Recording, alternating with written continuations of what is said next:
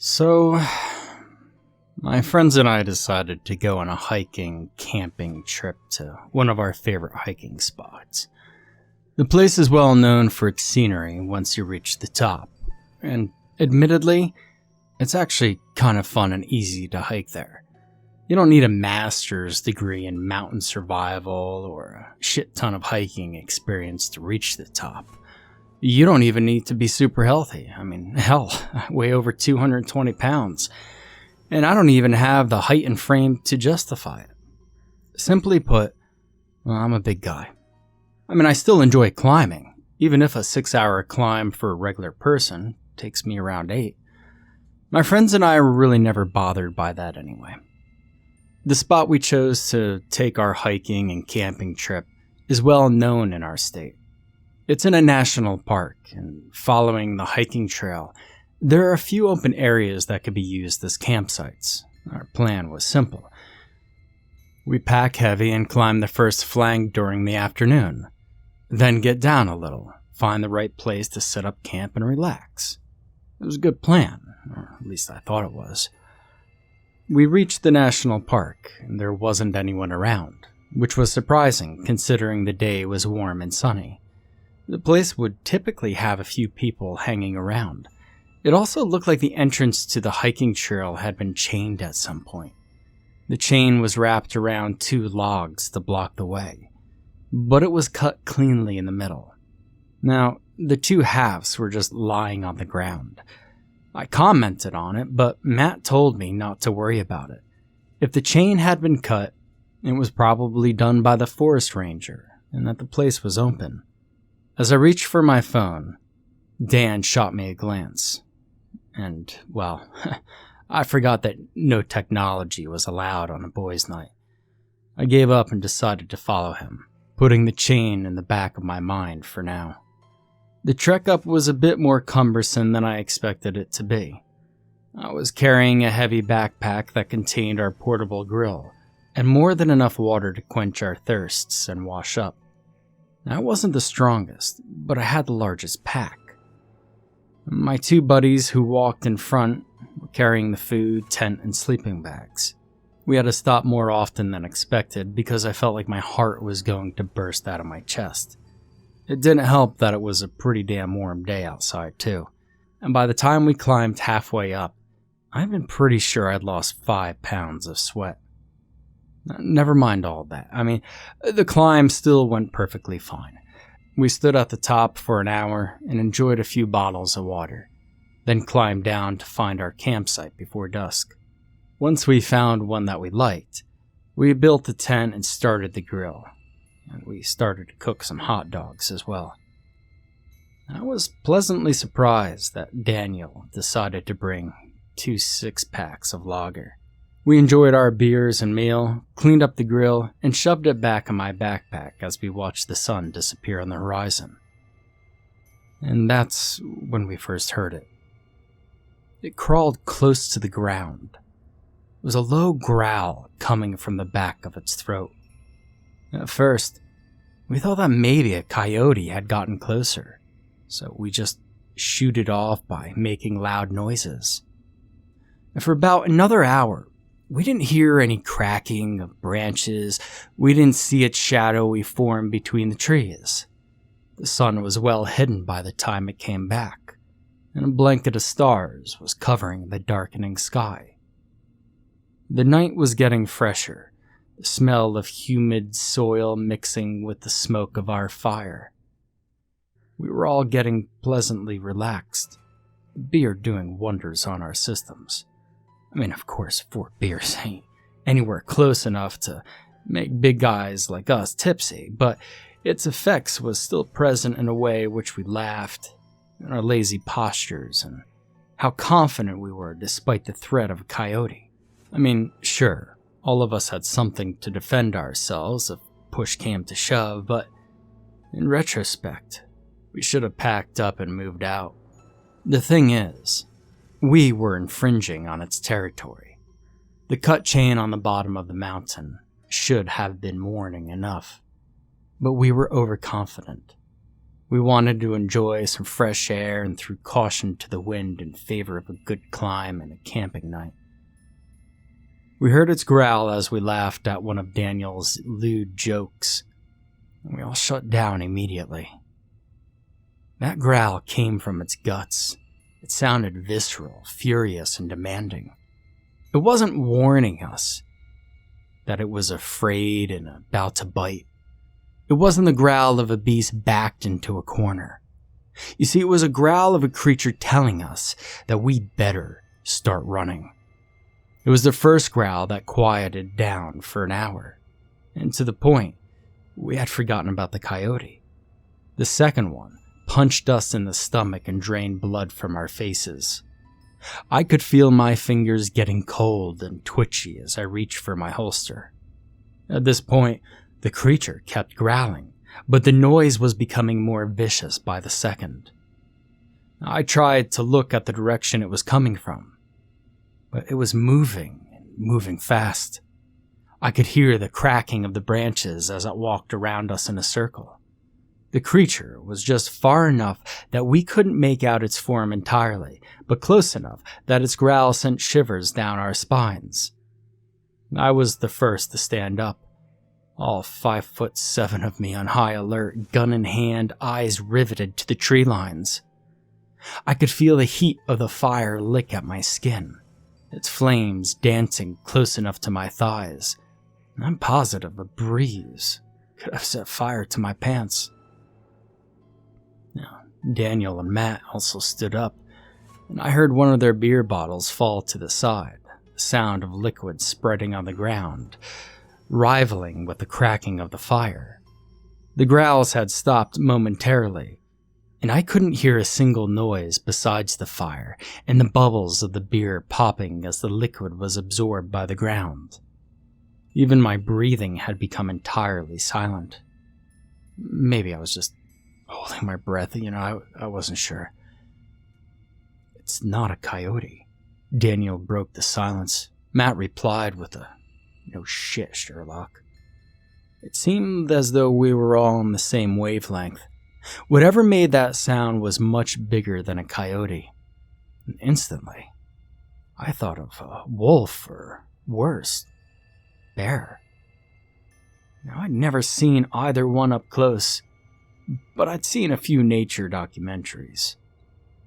I didn't remember if bears growled, and, well, to be frank, the sound was closer to what you'd expect a canine to sound like. Wolf? Then we needed to move on. Wolves moved in packs. Maybe we'd seen a scout earlier, which justifies why the growl was less intimidating. What if the same scout returned its pack and called for reinforcements?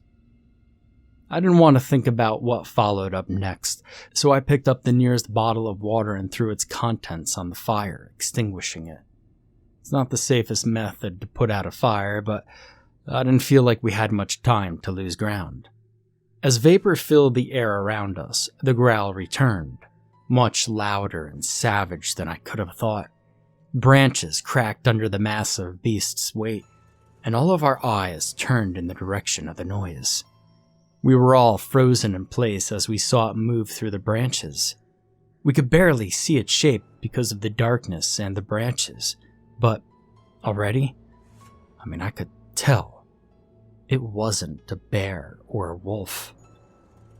You see, its gnarly form was the first thing that struck me.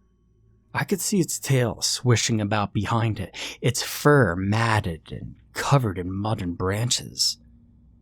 I could see almost a human torso and limbs that reminded that of a dog. Yet, it was standing on its hind legs, its upper body curled as clawed paws moved the branches blocking its way, the way a human would. When my eyes reached the creature's face, I thought I was hallucinating. An elongated canine maw stood atop a human neck, drool and blood dripping from thin black lips. The beast's lips were pursed, revealing sharp like teeth you'd find in a dog's mouth, ready to rip flesh and molars that looked sturdy enough to crush bones. As it got closer, I could see everything in excruciating detail.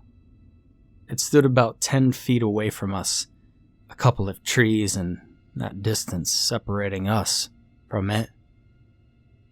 And then it stared at us, its beady red irises fixated on me. I felt my spine quake and my heart rose in my throat. Its eyes were bloodshot and yellow at the same time, the sclera reminding me of someone who got a severe case of jaundice. It panted, and I swear to God, I smelled decay coming from its throat. It stared at us, and it didn't move, just as we stared at it, and it didn't move either. We were all frozen in our spots, wondering what between firing at the beast and running away would save our lives. Now, you have to understand one thing. While I want to say this looked like a werewolf, I know in the very marrow of my bones that this wasn't a werewolf. I mean, not in the sense that we Americans grew up thinking about them. When you think of a werewolf, you think of a furry bastard that changes on a full moon and looks more wolf than human, other than standing on two legs. What we had in front of us was an abomination that was just as human as it was dog. Its brownish, matted fur begun at the waist, wrists, and top of its neck. The torso, I could see, was just your regular beige skin you'd see on any humans. It was covered in scars thicker than my forearm, and it looked much thicker than human skin. But it was beige, and it had an abdomen like us. This was the soft part. If we were to shoot, this is where we should, and that's when I heard the first bang, and I followed suit. David might have fired the first bullet, but I wasn't going to cower either. I pointed my gun at the beast and shot maybe 3 rounds at its stomach. Its howl tore through the atmosphere as the bullets hit it, and I swear, I saw the beast's eyes glow with fury. It didn't remain in place after taking 3 shots to the chest. Hell, it lunged at us, and I realized that bullets wouldn't be enough. Holding tight on my gun, I dashed toward the hiking trail. If I were going to run the whole way down the mountain, going through the forest would either get me lost, or I could trip and break my neck. Just remember again, please, I'm not the healthiest guy. My survival chances were pretty thin, but it seemed the creature wasn't running after me. Once I saw the trail, I started running as fast as my legs could carry me, the growls not too far behind me. I could hear Matt screaming and shooting at the same time. Hell, I prayed for his safety, I really did. What the hell else was I supposed to do? Bullets might have hurt the beast, but it didn't kill it. And all I could think about was my own survival. I heard branches cracking all around me and decided to go to the other side of the trail in hopes that the trees would hide me a little bit. And also because being on the path made me a lot more exposed. And unfortunately, a few minutes after I'd started running in the trees, I tripped on a root and fell face first on the ground. I knocked my head on a tree, and I came to after a few minutes. I felt disoriented, and I could feel blood trickling down the side of my face. Nausea hit me like a wave, and I retched a few times as I tried to make out my surroundings and help myself up. And I could still hear gunshots in the distance. But it wasn't too close to where I was, which told me that this creature wasn't after me. As I tried to stand up, an incredible, white, searing pain shot through my leg. I'd sprained my ankle during my fall. But it wasn't the worst. As I stood up, I realized that I didn't trip on a tree root. Looking behind me, I saw the half-eaten corpse of a deer rotting away. It had been eviscerated, and I could see its half-broken ribcage thanks to the light the stars and the moon provided. I emptied my stomach then and there, and then slowly started to walk down the mountain and hoped that the stench of my blood wouldn't attract the creature. Every step I took was painful, but with the adrenaline coursing through my system, I made it, and, well, considerably faster than the climb up. The standard hike down took approximately 3 hours, but I swear I did it in less than 2. I passed the broken chain and cried, glad to see my car parked in the distance. I got my keys out and got inside my car, debating turning the engine on and leaving. But, what if my friends were alive? You know? Hell, I might have abandoned them atop of the mountain, but I couldn't leave them behind. So I waited. I waited until the sun started to rise.